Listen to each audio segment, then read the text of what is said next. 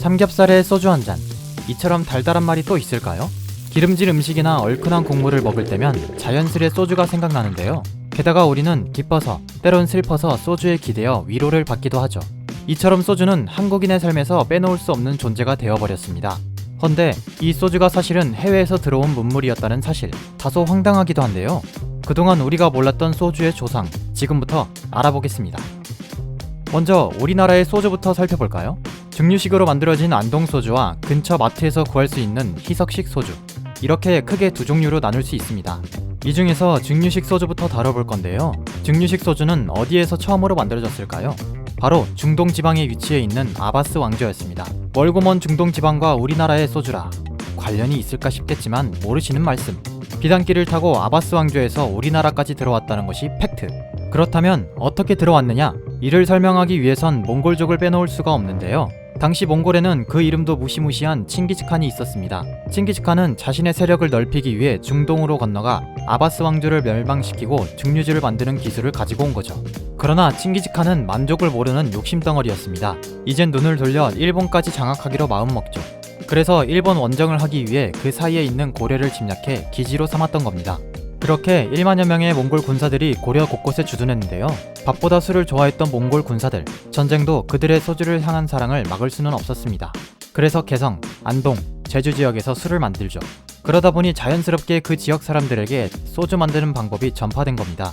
자, 개성, 안동, 제주, 뭔가 느낌이 오지 않으세요? 세 지역 모두 소주로 유명한 명소입니다. 이렇게 우리나라에 들어온 소주는 각 지방에서 우리 방식으로 따라 만들어졌고, 우리는 고려시대 때부터 소주를 마실 수 있었습니다. 그런데 양반들과 왕족들이 소주를 즐길 때 일반 백성들이 이를 보고 입맛만 다시며 탁주를 들이켰습니다. 왜 그랬을까요? 그 이유는 같은 쌀을 원료로 하지만 탁주에 비해 소주의 생산량이 턱없이 적었고, 그러다 보니 소주값이 훨씬 비쌌습니다. 가난한 백성들은 소주를 즐길 수 없었죠. 하지만 시간이 흘러 백성들도 소주를 마실 수 있게 됩니다. 이것은 소주가 또 하나의 역사를 거쳐왔기 때문인데요. 때는 1920년, 우리의 아픈 역사인 일제강점기죠. 이때 일본이 조선에 많은 공장을 세웠고, 그중 하나가 소주 공장이었습니다. 가내수공업으로 귀하게 만들던 소주가 기계화로 대량 생산되기 시작한 거죠.